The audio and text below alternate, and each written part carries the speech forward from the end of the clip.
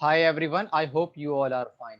सो दोस्तों, last class के जो लेक्चर था उसमें हमने study note number 12 evaluation of corporate image, ये जो हमारा जो चैप्टर था हमने स्टार्ट किया था। ठीक है, इसमें हम लोगों ने क्या किया था, मैनेजमेंट ऑडिटर को क्या क्या पॉइंट ध्यान रखने चाहिए। ये कितने पॉइंट थे? 18 पॉइंट से अराउंड 18 पॉइंट से हमने 14 पॉइंट्स जो थे वो हम लोगों ने कर दिए थे।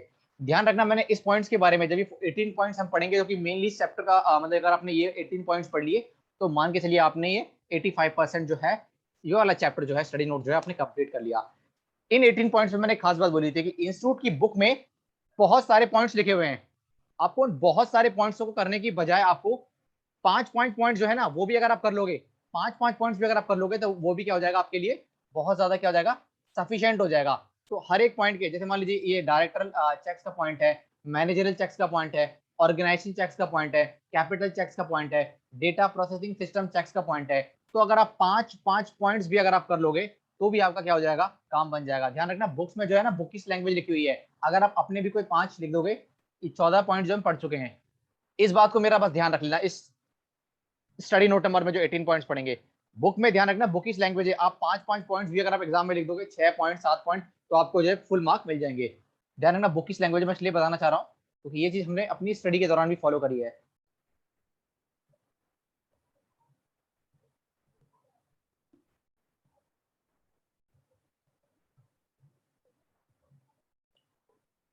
आज हम करेंगे 15 पॉइंट स्टार्ट। सारे लेक्चर देख लीजिएगा, पूरा फुल कोर्स जो है इस यूट्यूब चैनल पर मैं डालूंगा। पेपर नंबर 19 होने के बाद फिर मैं पेपर नंबर 20 स्टार्ट करूंगा। ठीक है ना, तो हम पाँच पाँच छह छह सात सात पॉइंट कर लेंगे हर किसी के। चलिए स्टार्ट करते हैं। 15 पॉइंट है, management service function and data processing security checks. What services are covered by the department. Department जो है किस किस तरह की सर्विसेज जो है कवर्ड कर रहा है, यानी समाज के लोगों को किस किस तरह की सर्विसेज प्रोवाइड कर रहा है। सिंपल सा फंडा भाई, कॉर्पोरेट इमेज का मतलब अगर एक ऑर्गेनाइजेशन अगर समाज के बीच, लोगों के बीच अगर अपनी इमेज बनाना चाहती है तो ध्यान रखना, उसको चाहे कुछ भी सर्विस करे, एक सर्विस दे, 1 लाख सर्विस दे, 1 करोड़ सर्विस दे, लेकिन जो भी सर्विस दे वो नक्की और बढ़िया दे। अगर हम बात करते हैं कि रिलायंस अपनी कोई नई सर्विस लेकर आ रही है तो लोगों के बीच भरोसा रहता है, उसकी कॉर्पोरेट इमेज इस तरीके की बन चुकी है कि लोगों को भरोसा, कि रिलायंस हो गया, टाटा हो गया, उस पर भरोसा करते हैं लोग। ठीक है, तो आप एक दो या बड़ा सर्विस दो। अगर हम बात करते हैं बायजूस की, तो यस एक बहुत ही वैल्यूएबल ब्रांड हो गया है इंडिया की, क्या वो बाहर देश की चीजों को भी ओवरटेक कर रहा है, बाहर देश की जो एजुकेशन टेक की जो कंपनियां उनको भी ओवरटेक कर रहा है। Are the roles of the various specialist, their responsibilities authorities relatively adequately defined. ध्यान रखना, किसी भी ऑर्गेनाइजेशन में किस व्यक्ति को क्या काम करना है, किस व्यक्ति को किस चीज के लिए रिस्पॉन्सिबल ठहराना है, ओके, किस व्यक्ति को किस काम के लिए अकाउंटेबल ठहराना है, ये सारा वेल डिफाइंड होना चाहिए। अदरवाइज होगा क्या, अगर सपोज मान लीजिए रिजल्ट अच्छा ना निकला तो वो उसके ऊपर ब्लेम करेगा, वो व्यक्ति उसी कर्मचारी उसके ऊपर ब्लेम करेगा, ये ब्लेम ब्लेम चलता जाएगा, इसमें क्या होगा, ऑर्गेनाइजेशन का बंटाधार हो जाएगा। तो हमें क्या है, सारे roles, responsibility accountability well defined होने चाहिए। To whom does the head of the management service report, okay, जो हेड मैनेजमेंट सर्विस रिपोर्ट का जो हेड है वो किसको रिपोर्ट सबमिट करेगा अपनी, ये क्लियरली डिफाइंड होना चाहिए। पता चले मैनेजमेंट सर्विस रिपोर्ट में जो भी इश्यूज आए उसका जो हेड है अब रिस्पॉन्सिबिलिटी को नहीं ले रहा है। To whom does the head of the computer department report, computer department का जो हेड है वो किसको अपनी रिपोर्ट सबमिट करेगा। Are the duties of each section clearly defined, ये हम दूसरे पॉइंट में भी पढ़ चुके हैं। सबकी responsibility, duty, accountability well defined होनी चाहिए। अगर वेल डिफाइंड नहीं होगी तो जब हम उसको रिस्पॉन्सिबल ठहराएंगे तो वो बात बात पर ये बोलेगा कि मैं तो उसके लिए रिस्पॉन्सिबल था ही नहीं।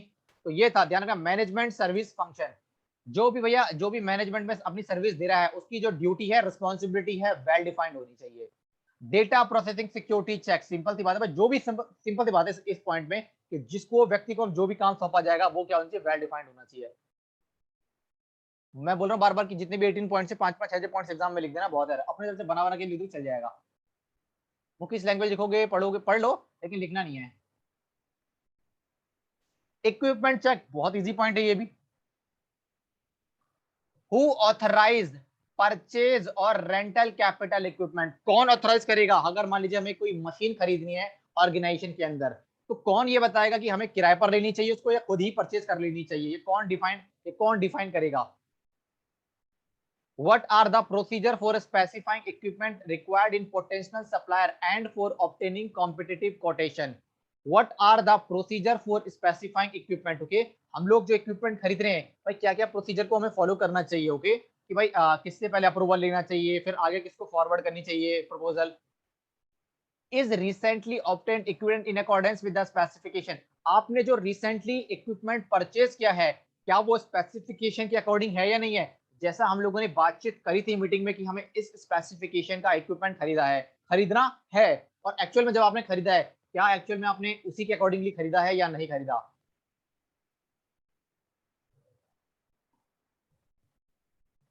अगला point, how does capital equipment generally relate to needs of the business? ध्यान रखना, हमें उसी सामान को खरीदना होगा जिसकी बिजनेस को जरूरत होगी अपने आप को सस्टेन करने के लिए, कंपटीशन में आगे निकलने के लिए और मार्केट में ग्रोथ करने के लिए। जिस भी इक्विपमेंट की जरूरत होगी आप मीटिंग में, जो भी बोर्ड मीटिंग होती है, जो भी इंटरनल मीटिंग होती है, वहां आप सजेशन दीजिए कि भाई हमें इस मशीन की जरूरत है, अगर हमने नहीं खरीदा तो हमारा कंप्यूटर हमसे आगे बढ़ जाएगा। तो ये सारी बातें डिफाइंड होनी चाहिए भाई। अगर आप कोई मशीन खरीद रहे हो जिसकी कॉस्ट कंपनी को बहुत ज्यादा पड़ती है तो ध्यान रखना उसकी जो रिटर्न है वो भी ज्यादा मिलनी चाहिए, एफर्ट जो है।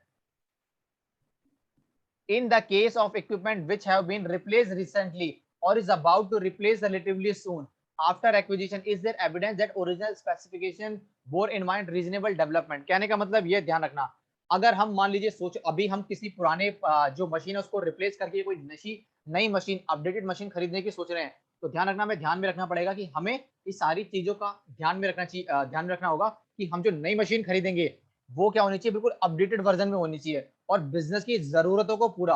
अगर आप पुरानी मशीन को क्यों मतलब रिप्लेस करके नहीं खरीदना चाहते हो कि आपको अपडेटेड वर्जन मिले। ये हमारा 16 पॉइंट है, सिंपल है सारे पॉइंट्स, बट बुकिश लैंग्वेज पढ़ोगे तो कंफ्यूज हो जाओगे आप, इसलिए बार बार बोल रहा हूं मैं। 17 point, methods and systems audit check. What journal control is there on methods and systems? Okay, क्या हम लोगों का जनरल कंट्रोल है मेथड एंड सिस्टम के लिए? मान लीजिए कोई मेथड हम अप्लाई कर रहे हैं ऑर्गेनाइजेशन में, तो किस बेस पर हम अप्लाई कर रहे हैं? कोई सिस्टम ला रहे हैं हम, कोई मान लीजिए मैनेजमेंट इन्फॉर्मेशन सिस्टम यानी एमआईएस सिस्टम ला रहे हैं, तो क्या बेसिस है उसको लाने का? How efficiently is this exercise? कितने अच्छे तरीके से इसको हम सही से क्या कर सकते हैं, एक्सरसाइज कर सकते हैं। How are methods and system needed into the organisation? Okay, उस सिस्टम को कितनी स्मूथली हम ऑर्गेनाइजेशन में इंप्लीमेंट करवाते हैं। what detailed control is there on the implementation of a system? Okay, किस मान लीजिए अगर हम कोई नया सिस्टम मैनेज, मान लीजिए कोई कंपनी है, अगर वो नया सिस्टम लेकर आती है, मान लीजिए वो पहले टैली ईआरपी यूज करती थी, अब कोई नया सॉफ्टवेयर लेके आना चाहिए, तो मतलब वो उसको सारी चीजों को एस्पेक्ट को ध्यान में रखना पड़ेगा कि ये क्या होना चाहिए, अपडेटेड वर्जन में होना चाहिए। और अगर मान लीजिए वो इम्प्लॉयज के लिए नया है तो इम्प्लॉयज को पहले ट्रेनिंग देनी चाहिए, यानी किसी भी नए सिस्टम को अडॉप्ट करने के लिए सारे फैक्टर को आपको ध्यान में रखना पड़ेगा। How are methods and system maintain and documented? होगी किस तरीके से हम सिस्टम को मेंटेन रखते हैं उसको, है ना, डॉक्यूमेंटेशन होता है, और किस तरीके से हम अपडेटेड रखते हैं उसको।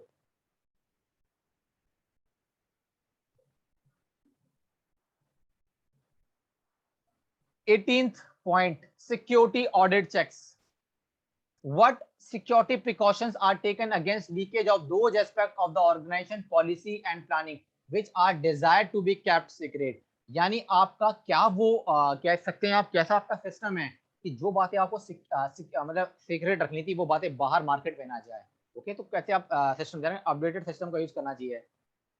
In particular, what security precautions are taken at boardroom level and in respect of secretarial facilities used by the board? Do this extend to carbon paper, plastic typewriters, ribbons, and the magnetic media of automatic typewriters? Okay, जानना पड़ेगा what precautions are taken to हम लोग अपनी security को क्या नाम है सही रखने के लिए क्या क्या मेजर्स को हम लोग अडॉप्ट करते हैं। Is assess to research and development areas control? क्या हमारा जो रिसर्च यानी रिसर्च एंड डेवलपमेंट जो एरिया कंट्रोल होना चाहिए, ठीक है ना, उसकी जो इन्फॉर्मेशन है जो वो बाहर मार्केट में क्या होना चाहिए, लीक नहीं होनी चाहिए। Are the control efficiently and likely to be effective? जो कंट्रोल है क्या एफिशिएंटली उसको इंप्लीमेंट हमको लोग कर पा रहे हैं या नहीं कर पा रहे हैं। In particular, in special attention given to the security risk involve in the entry of service personal to research and development areas. What are the documentary and drawing security control? Security control से किस तरीके हम documentation करते हैं, maintain करते हैं। Who is responsible for the security of the company assets? Okay, company की assets को सिक्योर रखने के लिए कौन रिस्पॉन्सिबल है, what measures are taken for the security of cash, okay cash की सिक्योरिटी के लिए आप लोग क्या रखते हो। तो ये सारे 5-6 पॉइंट्स से आप लिखोगे तो भी चल जाएगा, आपका काम बन जाएगा।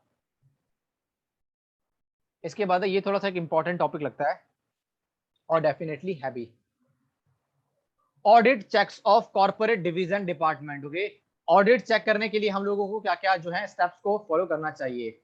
तो ये हमारे स्टेप्स हैं, evaluation of purchase management, evaluation of personal management, evaluation of production management, evaluation of research and development activity और मार्केटिंग ऑडिट। पहला पॉइंट पढ़ लेते हैं, evaluation of purchase management. The primary objective of purchase management is to purchase raw material. ध्यान रखना, primary जो purchase management है उसका प्राइमरी ऑब्जेक्टिव क्या है, रॉ मटेरियल को परचेज करना। जितना रॉ मटेरियल चाहिए उसको सस्ते दामों पर जब चाहिए तब अवेलेबल करवा दे। उसकी पैकिंग, मटेरियल की पैकिंग पर भी ध्यान दे। ऑफ द रिक्विजिट क्वांटिटी, यानी जितनी हमें चाहिए, जितनी क्वांटिटी हमें चाहिए, जिस क्वालिटी का हमें चाहिए, रीजनेबल कॉस्ट होनी चाहिए और सही समय पर। पता चले हमें चाहिए था 1 अक्टूबर को और मिल रहा सामान हमें 15 अक्टूबर को, तो ऐसा भी नहीं चलेगा। A management accountant may make a model questionnaire for evaluation of purchase management। ध्यान रखना, उसको एक मॉडल बनाना चाहिए भाई कि हमें सही समय पर माल चाहिए, कितना माल चाहिए, अच्छी क्वालिटी का चाहिए, अच्छी कॉस्ट पर चाहिए। What is the organization for purchase function, okay purchase function क्या है किसी भी ऑर्गेनाइजेशन का। Whether purchase policy is realistic, ध्यान रखना कोई भी चीज रियलिस्टिक होनी चाहिए, इमेजिनरी नहीं होनी चाहिए, काल्पनिक नहीं होनी चाहिए। ध्यान रखना, यानी अगर आप कोई परचेज पॉलिसी बनी हुई है रियलिस्टिक होनी चाहिए, ऑन पेपर रिटर्न होनी चाहिए, okay. Whether the purchase requirement are related to production schedule and dependent upon the level of invention। कहने का मतलब है प्रोडक्शन शेड्यूल, मतलब भाई सामान, प्रोडक्शन डिपार्टमेंट को जितना सामान चाहिए उतना ही सामान आपको परचेज करना पड़ेगा, okay. Who are supplier related and eliminated, okay किन सप्लायर को हमें सिलेक्टेड करना है, जो हमारे भरोसेमंद सप्लायर उनको सिलेक्ट करना है, जो हमें सस्ते दामों पर, सही समय पर और अच्छी क्वालिटी का सामान प्रोवाइड करे। जो बेकार के सप्लायर है उनको एलिमिनेट कर दें, जो बेकार के सप्लायर उनको एलिमिनेट कर दे, यानी उनको अपनी लिस्ट से निकाल ही दे, और जो बढ़िया सप्लायर है उनको सिलेक्ट कर लें। Whether regular and dependable supplier are ensured, ये ध्यान रखना पड़ेगा हमें कि जो सप्लायर होने चाहिए ना डिपेंडेबल और रिलायबल होने चाहिए। Is there any system of purchase authorization, purchase हम जो सामान करें उसको ऑथराइज कौन करेगा, उससे हमें अप्रूवल लेना जरूरी है, ठीक है। और ये क्लियर कट होना चाहिए भाई कि कौन अप्रूवल देगा, ऐसे नहीं कि अप्रूवल लेने के लिए ही 15-20 मतलब हम लेट कर दे रहे, ऐसा भी नहीं होना चाहिए। whether latest market information automatically collected regarding new spare etc, हम जो मटेरियल खरीद रहे हैं, जो पार्ट्स खरीद रहे हैं, वो अपडेटेड वर्जन होनी चाहिए। पूरी प्रॉपर रिसर्च एंड डेवलपमेंट, हमारी रिसर्च एंड डेवलपमेंट का जो डिपार्टमेंट है उसने करी होनी चाहिए। फिर उसी के अकॉर्डिंगली परचेज डिपार्टमेंट को सामान खरीदना चाहिए, लेटेस्ट पार्ट्स खरीदने चाहिए। Whether proper information is kept about price trend, okay market में प्राइस कम हो रहा है, ज्यादा हो रहा है, ये परचेज डिपार्टमेंट को ध्यान रखना चाहिए। ध्यान रखना, whether regular comparison is made between average price paid and the corresponding average market price, okay हम लोगों ने एक्चुअल में जो प्राइस पे किया है और मार्केट में जो प्राइस पे जो चल रहा है इस समय प्राइस, इन सब बातों का भी हमें क्या करना चाहिए, ध्यान रखना चाहिए, ओके। पता चले हम जो मार्केट का एवरेज प्राइस है उससे ही ज्यादा प्राइस पे कर रहे हैं, हमारा जो सप्लायर है हमें धोखा दे रहा है, इन बातों का भी हमें क्या रखना चाहिए, ध्यान रखना चाहिए। what are built in control against misutilization of purchasing power, okay ये ध्यान रखना चाहिए कि कोई जो परचेजिंग डिपार्टमेंट है अपनी परचेजिंग पावर का गलत इस्तेमाल ना करे। पता चल रहा है वो अपनी जान पहचान के सप्लायर से सामान खरीद रहा है, सस्ता पड़ रहा है कंपनी को, महंगा पड़ रहा है, अच्छी क्वालिटी है, बेकार क्वालिटी, उसको कोई फर्क नहीं पड़ता। उसको फर्क ये पड़ता है कि मेरे पास परचेजिंग पावर है और मैं अपने रिश्तेदार को कॉन्ट्रैक्ट दिलवा दूंगा। तो ये बात गलत होगी, इन चीजों को भी ध्यान रखना चाहिए, ठीक है ना। ऑडिटर को इन बातों का भी ध्यान रखना चाहिए कि जो सप्लायर है वो भी इंडिपेंडेंट होना चाहिए। How effective is the system follow up, okay हमें अपने सप्लायर के साथ फॉलो करना चाहिए, ठीक है, और जिससे मटेरियल खरीद रहे उसके साथ फॉलो करना चाहिए, टाइम को उसको पेमेंट करना चाहिए, उससे हालचाल पूछनी चाहिए, ठीक है ना। ऐसे नहीं कि सामान खरीद लिया तो उसको भूल जाओ। What is the system of executing emergency purchase, okay क्या हमारे पास रिटर्न पॉलिसी है अगर हमें इमरजेंसी में मटेरियल खरीदना पड़ जाए, ताकि कंपनी को ज्यादा कॉस्ट भी ना पे करना पड़े और अच्छी क्वालिटी का भी सामान, तो रिटर्न होना चाहिए परचेजिंग डिपार्टमेंट के पास कि अगर अगर आपको अर्जेंट इमरजेंसी में सामान खरीदना पड़ जाए तो। What is the procedure followed for impact of raw material? What is the procedure followed for impact of raw material? What is the procedure followed for impact of raw material? Okay, अगर मान लीजिए कोई जो आप raw material खरीदते उसका क्या impact पड़ता है आपकी प्रोसीजर पर, ओके प्रोसीजर एक रिटर्न प्रोसीजर होना चाहिए आपके पास। Is there any proper coordination between purchase, store and production? भैया देखो, सिंपल सी बात है, हर जगह कोऑर्डिनेशन मतलब आपस में तालमेल अच्छा होना चाहिए, चाहे वो कंपनी के purchase department, store department, production department. भाई किसको कितना सामान बनाना है, प्रोडक्शन डिपार्टमेंट बताएगा भाई कि हमें इतना मटेरियल चाहिए, उतना मटेरियल परचेज डिपार्टमेंट खरीदेगा, और खरीदे सामान को स्टोर कौन करेगा? Store department. तो स्टोर डिपार्टमेंट अगर ध्यान से स्टोर नहीं करेगा मटेरियल को, तो मटेरियल खराब हो जाएगा, प्रोडक्शन डिपार्टमेंट नहीं बना पड़ेगा, कंपनी को नुकसान हो जाएगा।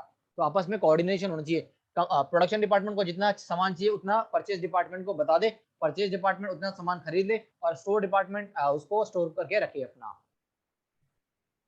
अब है इवेल्युएशन ऑफ पर्सनल मैनेजमेंट। ये भी थोड़ा इंपॉर्टेंट है, इस बात को भी ध्यान रखना। पर्सनल का मतलब होता है दोस्तों एम्प्लॉय, ध्यान रखना, कंपनी में काम करने वाले एम्प्लॉय। तो उससे रिलेटेड ये सारी पॉइंट्स है, वो हम पढ़ लेते हैं। The main objective of personal function is to create such condition in the organization that employees can put best performance। कहने का मतलब ये कि एम्प्लॉइज को आप अच्छी सैलरी दो, अच्छा इन्वायरमेंट दो, अगर उसको अर्जेंट कहीं छुट्टी चाहिए तो छुट्टी दो, पता चले ऐसे नहीं कि छुट्टी में 50 सवाल पूछने लग जाओ एम्प्लॉय से।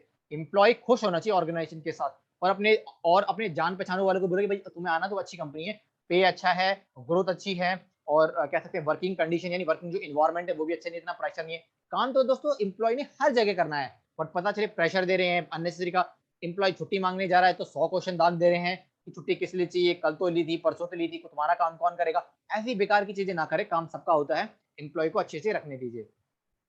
The personal manager has to assess man power replacement. Okay, कि अगर कोई मैन पावर जा रहा है तो जल्दी से उसकी रिप्लेसमेंट हो जाए, कंपनी पर कोई फर्क ना पड़े।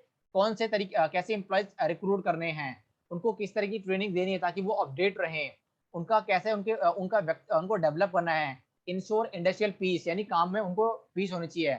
रेड्रेसल गिवंस ऑफ द वर्कर, अगर वर्कर को कोई परेशानी है तो किस तरीके से जो पर्सनल मैनेजर है वो किस तरीके से उनकी परेशानियों को सही करता है, ठीक करता है। मेंटेन डिसिप्लिन, ओके, यानी एम्प्लॉय भी अच्छे से डिसिप्लिन होने चाहिए।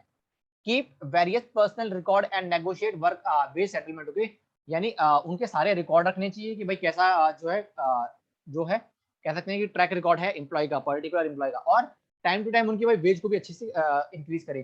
The performance of the personnel function policies में broadly be reviewed by asking the following question. ये सारे क्वेश्चन है। What is the organization of the personnel department? Okay, अपने एम्प्लॉय के लिए ऑर्गेनाइजेशन क्या करती है? Is the personnel department adequately staff, यानी जो एम्प्लॉय जो है और जो एम्प्लॉय को देखने के लिए मतलब उनका ध्यान रखने के लिए जो डिपार्टमेंट है, पर्सनल डिपार्टमेंट, वो एडिक्वेट होनी चाहिए उनकी संख्या। What is the status of personal manager in the organization hierarchy? Okay, जो पर्सनल मैनेजर है जो एम्प्लॉय का ध्यान रखेगा उसका ऑर्गेनाइजेशन की हायरार्की में क्या एरिया है, मतलब क्या कद है। What is the personal policy, employ से रिलेटेड पॉलिसी क्या है। Is the organization production oriented और पीपल ओरिएंटेड, यानी ऑर्गेनाइजेशन को केवल काम से मतलब है या काम के साथ साथ एम्प्लॉय से भी मतलब है। किसी भी ऑर्गेनाइजेशन में काम के साथ साथ एम्प्लॉयज का भी मतलब होना चाहिए। ओके, पता चले आपने दिसंबर में मान लीजिए एम्प्लॉय की सैलरी जो है अप्रेजल होता है, इंक्रीमेंट होता है, आपने नवंबर तक तो धड़ाधड़ काम करा है और दिसंबर में जब अप्रेजल का टाइम आया तो उसकी जो है कमियां निकालना शुरू कर दी। ऐसा करोगे तो बहुत गलत है। हर एम्प्लॉय भाई ग्रोथ चाहता है अपनी, वो दूसरी कंपनी की तरफ जाएगा। How are the man power requirement assess? Okay, man power requirement को किस तरीके से असेस किया जाता है। Are man power requirement defined clearly according to the degree of skill required? Okay, आपने जो मैन पावर रखी है वो according to degree, according to post, according to उसकी क्वालिटीज के अकॉर्डिंग होना चाहिए। What is the internal promotion policy? Are the employees given a chance to grow in the organization itself through the objective test to their question on performance? Okay, यानी internal promotion policy कैसी होनी चाहिए, यानी employ को promotion करने के लिए क्या क्या स्टेप फॉलो करने पड़ेंगे। अगर एम्प्लॉय वो स्टेप्स फॉलो करना है, अपनी परफॉर्मेंस अच्छी दे रहा है, काम अच्छे ढंग से कर रहा है, डिसिप्लिन रह रहा है, तो उसका प्रमोशन होना चाहिए। Are the training program conducted regularly? Employ को, क्योंकि टेक्नोलॉजी समय धीरे धीरे करके बदल रहा है, तो एम्प्लॉय को ट्रेनिंग देनी पड़ेगी आपको time to time. Are the effective in updating the knowledge and skills of the employees? Are the opportunities for training adequate? यानी एम्प्लॉय को टाइम टू टाइम आपको ट्रेनिंग देनी पड़ेगी और देनी चाहिए। Are the training method modern और scientific? Training method जो है ना अपडेटेड होने चाहिए। Are suited to the needs of the organization, और ऑर्गेनाइजेशन और एम्प्लॉय की नीड भी होनी चाहिए। Are proper record maintain for all worker, is time keeping effective, ध्यान रखना वर्कर का सारा जो है रिकॉर्ड होना चाहिए और इफेक्टिवली काम होना चाहिए। What is the procedure for dealing with the grievance of the employees, are encourage to speak to the personal manager. Okay, अगर एम्प्लॉय को कोई समस्या है ऑर्गेनाइजेशन में तो वो अपनी समस्या जो है अपने जो सीनियर है उसको खुल के बताना, ऐसी पॉलिसी होनी चाहिए एम्प्लॉय को ऑर्गेनाइजेशन में। और जो उनका मैनेजर है उसको भी आराम से इस बातों को सुनना चाहिए, एम्प्लॉय की समस्या को सुनना चाहिए और एम्प्लॉय को समाधान देना चाहिए ताकि एम्प्लॉय ऑर्गेनाइजेशन के साथ लंबे समय तक बना रहे।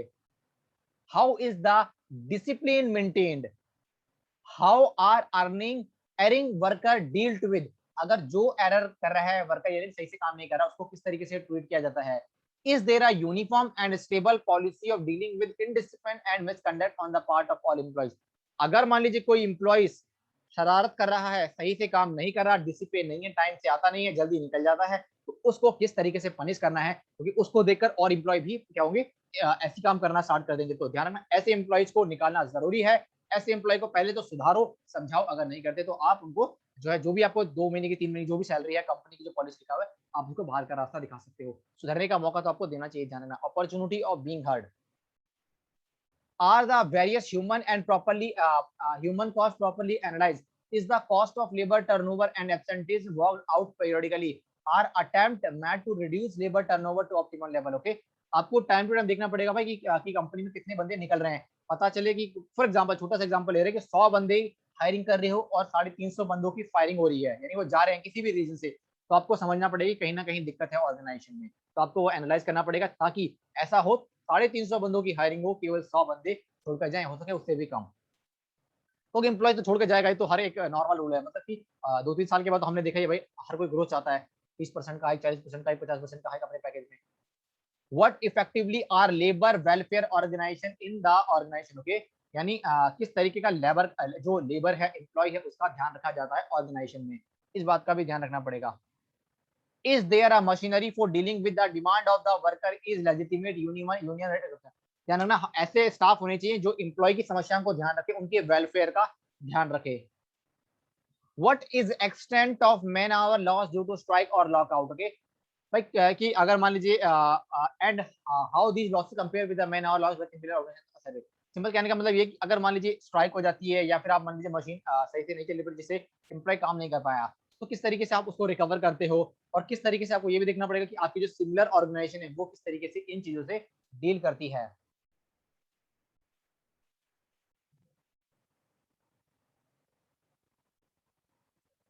आइए अगला पॉइंट देखते हैं हम लोग, धीरे धीरे करके मैं आराम आराम से पढ़ा रहा हूँ, आराम आराम से हम लोग अपना क्या करेंगे सिलेबस जो है पूरा कंप्लीट कर लेंगे। Evaluation of production management, the main objective of production management is to turn out finished goods to requisite quality by making an optimum use of man, machine and services। कहने का मतलब ये है परचेज डिपार्टमेंट ने material खरीद लिया, store department ने सही सलामत स्टोर कर लिया मटेरियल, अब प्रोडक्शन डिपार्टमेंट को बनाना है ताकि फिनिश गुड्स बदलें और ताकि मार्केटिंग और सेल्स जो डिपार्टमेंट है वो कस्टमर को सामान बेचे। तो किस तरीके से आप अच्छी क्वालिटी का सामान बनाते हो, किस तरीके से जो ह्यूमन है उसका इस्तेमाल करते हो, मशीन का इस्तेमाल करते हो और फिनिश गुड्स को बनाते हो। The productivity of such factor must satisfy standard or norms set for the industry। यानी ना क्वालिटी और जो भी हमारे प्रोसीजर उसको फॉलो करना चाहिए और अच्छी क्वालिटी का सामान बनाना चाहिए। द फॉलोइंग चेक्स, इन चेक्स को हमें ध्यान रखना चाहिए प्रोडक्शन डिपार्टमेंट को या मैनेजमेंट को इवेल्युएट करने के लिए।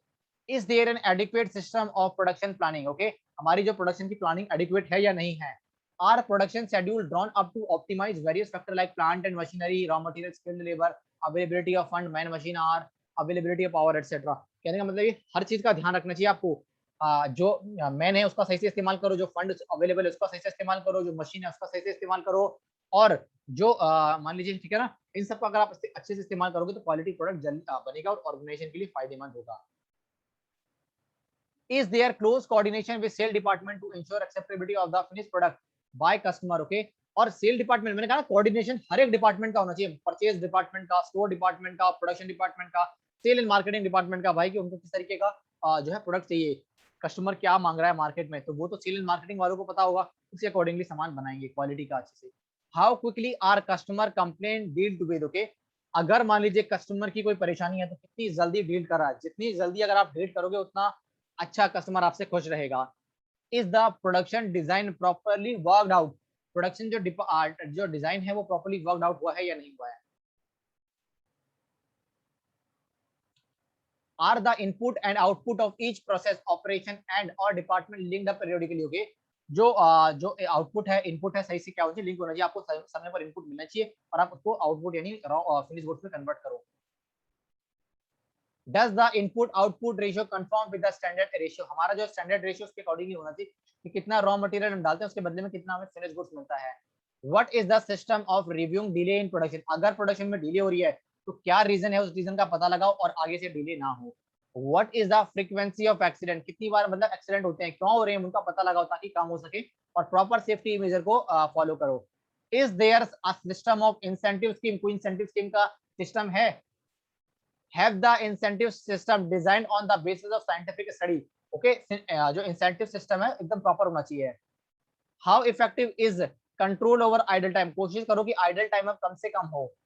is the production process review done periodically to explore the possibility of having more efficient production method? Okay, आपको क्या करना चाहिए, periodically हर एक चीज को रिव्यू करना चाहिए ताकि आपका जो है efficiently प्रोडक्शन काम हो सके।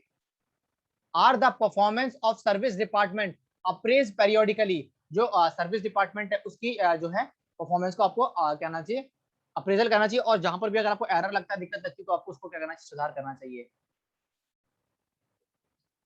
How effective is the management information regarding production function as a whole? How effective is the management information regarding production function as a, okay, जो भी हमें इंफॉर्मेशन मिलती है मैनेजमेंट, जो हमारा जो सॉफ्टवेयर है, हमारे को सारी इंफॉर्मेशन मिलनी चाहिए ताकि हम लोग अपने काम को स्मूथली कर सकें।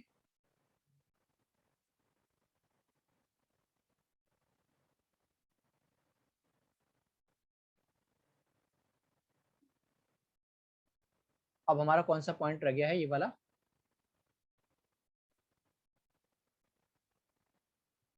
Evaluation of research and development activities. R&D का काम भी बहुत ज्यादा इंपॉर्टेंट है। With the evaluation of management practice, it is realized that somewhat different techniques and approaches are required for management audit to research and development activity as a separate area, as it involves dealing with the creative people not falling into a predictable pattern of accomplishment। ध्यान रखना, research and development मतलब time to time आपको research करनी पड़ेगी और समाज में customer के बीच होने वाले बदलाव को आपको बताना पड़ेगा अपनी टीम को ताकि उसी अकॉर्डिंगली वो क्या कर सके, प्रोडक्ट और सर्विस बना सके। Moreover, it requires operation and development effort in a relatively unknown era. A management auditor of a company can appraise and evaluate the activities of research and development on the basis of the following checklist. Management auditor को इन सारी checklist को देखना पड़ेगा। What are the major achievement of R&D? R&D department की क्या major achievement है? What is the input output ratio? कितना हम इनपुट डालें ताकि हमें कितना आउटपुट मिले वो देखना पड़ेगा। Whether R&D scientists have actual operating experience in industry in order to visualize what they are developing? Okay, R&D को अच्छा खासा एक्सपीरियंस होना चाहिए। R&D बहुत इंपॉर्टेंट करती है ऑर्गेनाइजेशन को आगे बढ़ाने के लिए। What are the strategic issues formulated at the board level relating to industrial research? Research से रिलेटेड बोर्ड मीटिंग में क्या बातें डिसाइड हुई वो ध्यान रखना पड़ेगा। How does company formulate its approach on the annual outlay on research and development? Okay, company की क्या पॉलिसी है रिसर्च एंड डेवलपमेंट से रिलेटेड, कितने खर्चे कम से कम करने हैं, वो एकदम ऑन रिटर्न होना चाहिए। वेदर जो जो खर्चा होगा वो फिक्स होगा, टर्नओवर का परसेंटेज होगा, प्रॉफिट का परसेंटेज होगा या कैपिटल इन्वेस्टमेंट का परसेंटेज होगा या इंडस्ट्री का एवरेज होगा। Whether the board of director identify types of research, किस तरह की रिसर्च हमें करनी है। whether the R&D is considered as an independent department in the company, क्या इंडिपेंडेंट डिपार्टमेंट है कंपनी में। whether R&D is viewed as separate profit center है कि नहीं है। what is the level and extent of contribution of the company profit? okay, research से कितना profit हो रहा है कंपनी को। whether there is a proper coordination, R&D की जो है प्रॉपर कोऑर्डिनेशन होना चाहिए। are the guidelines from the board clear and clear cut होनी चाहिए। how is R&D budget formed, किस तरीके से हम R&D के लिए बजट बनाते हैं। whether R&D results are properly recorded, classified, analyzed. How are following area of activity accomplished? Monitoring the existing project, अभी जो करंट में प्रोजेक्ट चल रहे हैं उनको मॉनिटरिंग करो। Review of viability of project in order to assign priorities, okay, किस काम पर पहले प्रायोरिटी देनी है उस पर ध्यान रखना है। Transfer of technology to project and operation section, okay, license with other department and outside agencies, okay, अगर आप आउटसाइड एजेंसी से हेल्प मिल सकती है आपको या अदर डिपार्टमेंट से हेल्प मिल सकती है तो आपको लेना चाहिए। whether the control scheme for a R&D program realistic and effective in relation to, जो भी जो कंट्रोलिंग जो एक्टिविटी होनी चाहिए R&D की रियलिस्टिक होनी चाहिए। लॉन्ग टर्म परफॉर्मेंस को ध्यान में रखना चाहिए, शॉर्ट टर्म परफॉर्मेंस को ध्यान में रखना चाहिए, ये प्रोग्राम हो गए। पेरियोडिकल असेसमेंट करना चाहिए, ऑथराइजेशन ऑफ एक्सपेंडिचर, कितने एक्सपेंडिचर कौन ऑथराइज करेगा, जो हम लोग कर रहे हैं वो सही कॉस्ट इफेक्टिव है, कौन डिफाइन करेगा, कौन एनालाइज करेगा। What success and failure occurred in the past ना, पास्ट में हमें कितनी सक्सेस मिली है या कितने फेलियर मिले वो कौन ध्यान रखेगा। From commercial view point, where savings were brought in by improved process, what were R&D cost on new product developed as compared with sales and profit arising from these product, what was the cost on R&D improvement, okay, R&D की improvement में कितना cost लगा, ये R&D से related है कि अगर आप R&D सही से नहीं करोगे, रिसर्च नहीं करोगे और आप नए नए बदलाव नहीं करोगे तो आप क्या करोगे, मार्केट से बाहर हो जाओगे। इसका एग्जांपल आपके सामने नोकिया है, उसने R&D नहीं करी ढंग से, कस्टमर को क्या चाहिए उस पर बातों पर ध्यान नहीं दे, तो माइक्रोसॉफ्ट ने एक्वायर करने के बाद भी उसका नहीं हो पाया। ओके, अब हम करेंगे अपना जो है फिफ्थ पॉइंट, मार्केटिंग ऑडिट। ध्यान रखना, मार्केटिंग आपने प्रोडक्ट अच्छा बना लिया लेकिन अगर आपने मार्केटिंग नहीं करी, एडवर्टाइजिंग नहीं करी तो उसका कोई फायदा नहीं। आप देखते हो बायजूस हो गया, कोई भी देख लियो अनअकैडमी, कितनी वो एडवर्टाइजिंग करते हैं। ओके, टाटा हो गया, कोई भी हो गया, तो एडवर्टाइजिंग करनी जरूरी है। मानता हूँ कि आपका ब्रांड है, क्वालिटी है, बट अगर आप एडवर्टाइजमेंट नहीं करोगे, जो दिखता है वो बिकता है, एक कहावत है, तो आपको अपने को बिकाने के लिए दिखाना भी पड़ेगा। बट ध्यान रखना, ऐसा नहीं कि एडवर्टाइजिंग करने से बात बन जाएगी, प्रोडक्ट में दम भी होना चाहिए आपके। ओके, आप एडवर्टाइजिंग के दम पर दो तीन खरीद लोगे बट जो खरीदेगा अगर उसको प्रोडक्ट सही नहीं दिखा तो वो आपका रिव्यू बेकार देगा, अपने दोस्तों को भी सजेस्ट करेगा कि ये प्रोडक्ट मत खरीदना। तो क्वालिटी में दम होना चाहिए, तभी मार्केटिंग और एडवर्टाइजिंग करोगे आप।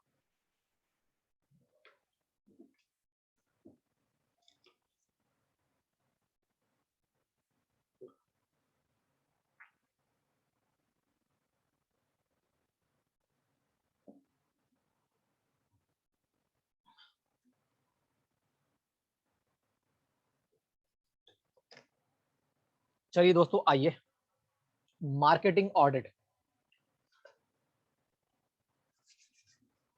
पढ़ते हैं। Marketing audit is an independent examination of the entire marketing effort of a company or some specific marketing activities covering objective program implementation and organization for purpose of determining what is being done, appraising which is being done and recommending what should be done in future. Marketing department देखेगा भाई कि customer को चाहिए क्या, okay, क्या क्या नए हमें क्या करना चाहिए, इनोवेशन करना चाहिए, वो इनोवेशन हमें करना चाहिए, और अगर हम नहीं करेंगे तो मार्केट से बाहर हो जाएंगे। तो ये मार्केटिंग डिपार्टमेंट जो है ये सारी चीजें देखेगा। The essential feature of marketing audit is that marketing audit is carried out periodically at regular intervals. ध्यान रखना, periodically time to time होनी चाहिए, and not only when the company is being marketing problem and difficulties. Okay, जब company marketing problem face करिए तब भी, और जब कंपनी स्मूथली चल रही तब भी आपको रिसर्च करना पड़ेगा। सच audit cover both marketing and control, evaluate the basics of, है ना, आपको आप टाइम टू टाइम आपको इवेलुएट भी करना पड़ेगा अपनी मार्केटिंग पॉलिसीज को। It cover the appraisal of the entire system process marketing, taking into account all the element of marketing operation. Marketing audit में भी horizontal और vertical दोनों तरह की हो सकती है। इसके ऑब्जेक्टिव्स क्या है ध्यान रखना पड़ेगा। मार्केटिंग ऑडिट के लिए क्या क्या हमें एरियाज देखने चाहिए, क्या क्या हमारी जो उनकी चेकलिस्ट होनी चाहिए वो देखना पड़ेगा। ऑब्जेक्टिव क्या है हमारा, marketing objective should be clearly establish, इसका ऑब्जेक्टिव क्लियरली डिफाइन होना चाहिए। Majority of company do not have clearly defined objective except achieving high sale volume or marking high profit on the sale is the target. Okay, company का objective ultimate बस ये होता है कि जो है ज्यादा से ज्यादा सेल करे, प्रॉफिट अर्न करे, बट ये होना तो चाहिए साथ में, लेकिन अच्छी क्वालिटी का देना चाहिए, तभी आपकी मार्केटिंग काम करेगी। They search in audit of a clear objective will make the management aware of gap in it operational policy if a well defined goal has not been already set up. Well defined goal होना चाहिए आपका, cell बढ़ाओ, profit बढ़ाओ, बढ़ाओ बिल्कुल बढ़ाओ, लेकिन आप अच्छी क्वालिटी का सामान दोगे तो ऑटोमेटिकली बढ़ेगी। आप थोड़ी बहुत एडवर्टाइजमेंट भी करोगे तब भी चलेगा। Program, the auditor should carry out an appraisal of the program which the company has laid down for achieving the objective. The auditor will take up the examination of the company's implementation of the marketing program. आपको implement भी करना पड़ेगा organization. A suitable organization assist in success of a marketing plan. Okay, आपको एक हर एक organization का एक marketing plan होना चाहिए। The audit should appraise the marketing organization by reviewing the formal lines of authority and responsibilities. Okay, delegation of authority, आपको काम को बांटना पड़ेगा। Status of marketing head, okay, marketing head जो भी आपको ड्यूटी बांटनी पड़ेगी और टाइम टाइम उसको इवेलुएट करना पड़ेगा।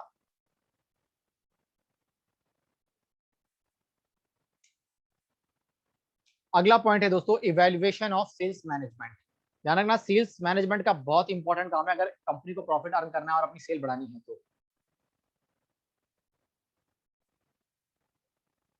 The main objective of function of sale management is to create and develop customer and retain the position of the organization in the market। यानी कहने का मतलब ये है कि कस्टमर के बीच अपनी पकड़ मजबूत करनी है ताकि पुराना कस्टमर छोड़कर नहीं जाए, वो पुराना कस्टमर और नए कस्टमर से बोले कि आओ भाई इस ऑर्गेनाइजेशन में।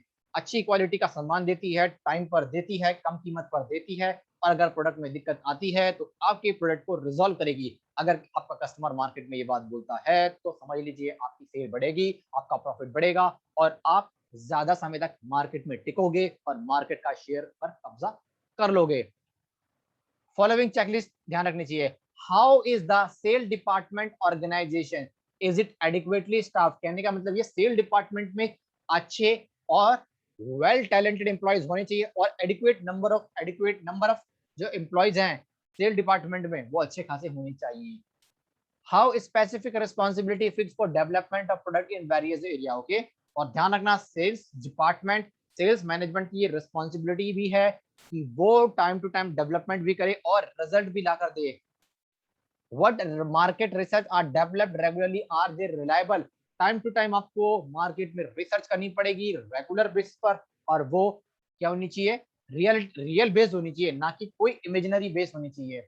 What what does the growth in sale during the last 5 year compare with that industry as a whole। okay, आपको अपने कॉम्पिटिटर से, इंडस्ट्री की जो टॉप लीडर है आपके एरिया की, आपके फील्ड की, और उसको देखना भी होगा, उससे कंपैरिजन करना पड़ेगा, और आपको अपने लास्ट 5 ईयर की जो है डेटा है उस पर कंपैरिजन करना पड़ेगा कि हम लोग बढ़ रहे हैं आगे या हम लोग क्या कर रहे हैं, कम हो रहे हैं। What step have been taken to increase the market share of the company। Market share company का इंक्रीज हो इसके लिए आपने क्या काम किया है।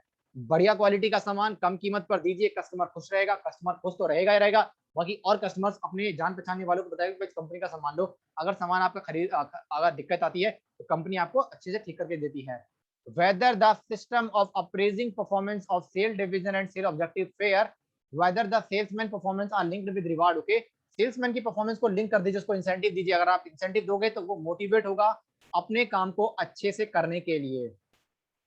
Does the system motivate salesmen to give their best performance। okay, system यानी ऑर्गेनाइजेशन को मोटिवेट करना चाहिए अपने सेल्स डिपार्टमेंट को, बढ़िया बढ़िया इंसेंटिव दे, मोटिवेशनल स्पीच दे, उसको प्रमोशन दे ताकि वो मोटिवेट हो सके ऑर्गेनाइजेशन के लिए अपना पूरी तरीके से समर्पित होने के लिए। Are the sale budget realistic, sale budget define होना चाहिए, बना हुआ होना चाहिए और रियलिस्टिक होना चाहिए।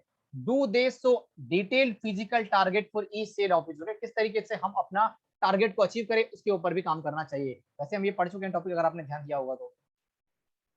what control exist on the express by incurred by salesman। okay, what are the percentage of sale return and allowances, whether the percentage of sale during the return decline over the years। okay, आपको ध्यान रखना पड़ेगा कि भाई जो एक salesman पे कितना आप एक्सपेंडिचर जो है खर्चा करते हो। ओके, और आपकी सेल जो है, जो सेल रिटर्न कम हो रही है या ज्यादा हो रही है, ध्यान रखना पड़ेगा। यानी जो सामान आपके ग्राहक अब कम कर रहे हैं या रिटर्न या ज्यादा कर रहे हैं। अगर कम कर रहे हैं इसका मतलब ये कि आपकी क्वालिटी अच्छी इंप्रूव हो रही है, कस्टमर का आप पर भरोसा पूरा बना हुआ है।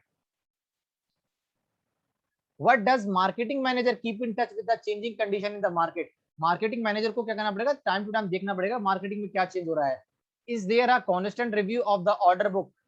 ध्यान रखना पड़ेगा भाई ऑर्डर बुक मतलब कितने हमारे पास ऑर्डर आ रहे हैं, कम आ रहे हैं या ज्यादा आ रहे हैं पिछले सालों में, कंपैरिजन करना पड़ेगा। Does a proper control over stock of finish goods exist. Okay, हमारे पास ये भी हमें ध्यान रखना, निगरानी रखनी पड़ेगी, हमारे पास प्रॉपर फिनिश गुड्स होना चाहिए। Are the slow moving stock reviewed periodically. भाई कौन कौन से जो गुड्स है स्लो मूविंग हो रही है, यानी स्लो मूविंग हो रही है यानी वो कम बिक रहे हैं। Is there a proper and realistic budget for advertising and sale promotion. Advertising यानी मार्केटिंग के लिए हमारे पास एक प्रॉपर बजट होना चाहिए। Does a proper control over stocks of finish goods exist. Okay, जो फिनिश गुड्स है उस पर प्रॉपर कंट्रोल होना चाहिए। Is it reviewed periodically, periodically review होना चाहिए। What are the overall control outstanding. Okay, जो भी आउटस्टैंडिंग ऑर्डर है उन पर हमारा क्या कंट्रोल है। आर दे एनालाइज पेरियोडिकली, जो आउटस्टैंडिंग ऑर्डर है उन पर हम लोग एनालाइज करना चाहिए time to time. Are the ageing schedule prepared regularly. हमें देखना पड़ेगा भाई किस कस्टमर से हमारा सामान लेना पड़ेगा, जो डेटा एजिंग होती है वो हमें देखना पड़ेगा। What is the procedure of writing of bad debt. अगर आपको लगता है कि इस बंदे से पैसा नहीं आएगा तो राइट ऑफ कर दीजिए, क्या प्रोसीजर है उसका। Are the distribution channel properly selected. Okay, आपका डिस्ट्रीब्यूशन चैनल जो है प्रॉपर्ली डिफाइंड होना चाहिए और फेथफुल होना चाहिए, विश्वास योग्य होना चाहिए, ताकि आपकी जो जो डिलीवरी है वो क्या इफेक्ट ना हो। whether operation research technique have been applied in distributing product to minimize cost. Okay आपको क्या करना पड़ेगा, रिसर्च टेक्निक टाइम अप्लाई करना पड़ेगा जिससे आपकी जो कॉस्ट है वो मिनिमाइज हो डिलीवरी की. Is the system after sale service efficient. ध्यान रखना ये बहुत इंपॉर्टेंट है. कस्टमर को सामान बेचने के बाद आने वाली कस्टमर को परेशानियों का निर्धारण भी करना जरूरी है, ये बड़ा इंपॉर्टेंट हो जाता है. What is the frequency of customer complaint. Okay customer जो आपके प्रोडक्ट को कितना फ्रीक्वेंटली कंप्लेंट करता है और आप कितनी जल्दी उसकी कंप्लेंट से रिजॉल्व करते हो. Evaluation of distribution function. Last point रह गया दोस्तों, फिर हमारा जो है टॉपिक खत्म हो जाएगा. बहुत ही आराम से पढ़ा है हम लोगों ने.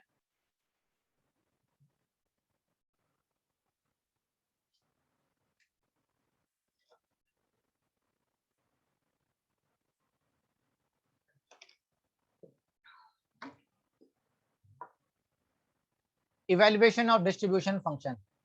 कहने का मतलब ये है, for evaluation of distribution function a management auditor should consider the following points. Management auditor को डिस्ट्रीब्यूशन फंक्शन से रिलेटेड इन पॉइंट्स को ध्यान देना. Customer service goals and objective. Customer को जो सर्विस प्रोवाइड कर रहे हैं उसका हमारा ऑब्जेक्टिव क्या है, यानी कस्टमर को अच्छी क्वालिटी का सही समय पर डिलीवरी हो जाए प्रोडक्ट. इंटीग्रेटेड मटेरियल मैनेजमेंट, यानी ना अपने मटेरियल का अपने प्रोडक्ट का ध्यान रखना पड़ेगा. Physical distribution network and operating plan. आपका प्लान सही से होना चाहिए कि किस तरीके से आप जो है फिजिकली डिस्ट्रीब्यूशन करो. मैनेजमेंट इंफॉर्मेशन सिस्टम, आपका जो सिस्टम होना चाहिए बिल्कुल अपडेटेड होना चाहिए कि अब सामान जो है वो दुकान से निकल चुका है, कहाँ पहुंचा है, कब तक आ जाएगा, ये सारा बिल्कुल होना चाहिए. अमेजोन पर देखे कि कब आपका ऑर्डर प्लेस किया, कब तक आपको पहुंच जाएगा. द मैनेजमेंट एंड इसके बाद allocation of work activities and effectiveness in discharging the function. Okay काम को बांटना चाहिए, किस बंदे को क्या काम दिया जाएगा और वो बंदा इफेक्टिवली उस काम को डिस्चार्ज यानी कंप्लीट करे. The management auditor in order to carry out the review distribution policy may design the following point. Level of customer services. Are the level of customer service realistic होनी चाहिए सारी की सारी. Does the management review customer real service needs, existing service level, competitors की availability. What is step wise approach to survey and determine the customer service requirement. Customer को ultimate चाहिए क्या, वो हमें देखना पड़ेगा, क्योंकि भाई अल्टीमेट तो हम लोग कस्टमर के लिए काम कर रहे हैं, कस्टमर को चाहिए क्या वो देखना पड़ेगा. Capacity configuration, whether the production, marketing and distribution capacities provide an economical means of meeting the necessary customer service criteria. How are capacity costs considered with respect to physical distribution operating cost, inventory levels, investment in distribution activities. Staging of inventory, what is the volume of each product at each stage. Okay कितना material जो है हम लोग जो है वो distribute करते हैं. Whether the flow of finished goods inventory through the distribution process reasonable within the acceptable service limit. Okay कहने का मतलब ये देखना पड़ेगा हमें जो हमारा फिनिश गुड्स है वो सही डिस्ट्रीब्यूशन पैनल के तहत जो है ट्रांसफर हो रहा है कस्टमर के पास. Transportation mode mix, how is each transportation route in the distribution network identified. Okay कितना हमारा ट्रांसपोर्टेशन जो रूट है वो ठीक ठाक होना चाहिए, ऐसा होना चाहिए भाई कि जल्दी से जल्दी कस्टमर के पास सामान पहुंच जाए. How are the characteristics of traffic movement in the key route determined. Okay किस तरीके से हम ट्रैफिक मूवमेंट जो है उससे भी हम डील करते हैं. Whether the present mode has been selected consider cost and service capability. ध्यान रखना पड़ेगा हमारा अभी का जो मोड है ट्रांसपोर्ट का वो सही से होना चाहिए, कॉस्ट इफेक्टिव होना चाहिए. अगर हमें लगता है कि हमें कुछ चेंजेस करने चाहिए तो बिल्कुल हमें बेहिचक उनमें चेंजेस करने चाहिए. Does the distribution policy integrate characters in respect of the needs of key group customer. Customer को चाहिए क्या उस पर ध्यान रखना चाहिए हमें. The requirement of key product market, बड़ी मार्केट मतलब जो कस्टमर अल्टीमेट चाहता क्या है वो हमें ध्यान रखना पड़ेगा. The market policy क्या है. सिंपल सा चैप्टर था, बहुत ही लॉजिकल और सिंपल चैप्टर था. Corporate image. ओके जो बड़ी बड़ी रिलायंस, टाटा, अडानी हो गया, ओके इन पर हमारा भरोसा क्यों रहता है, तो ये क्या है कि इनकी इमेज है, ये अपने कस्टमर का ध्यान रखती है, रिसर्च एंड डेवलपमेंट पे ध्यान रखती है, अपने एम्प्लॉइज का ध्यान रखती है. ओके तभी ये ग्रो करती है, तभी लोगों का इन पे सालों साल भरोसा रहता है. ओके तो कॉर्पोरेट इमेज चैप्टर हमने पढ़ा है और ये हमारा आज फिनिश हो गया.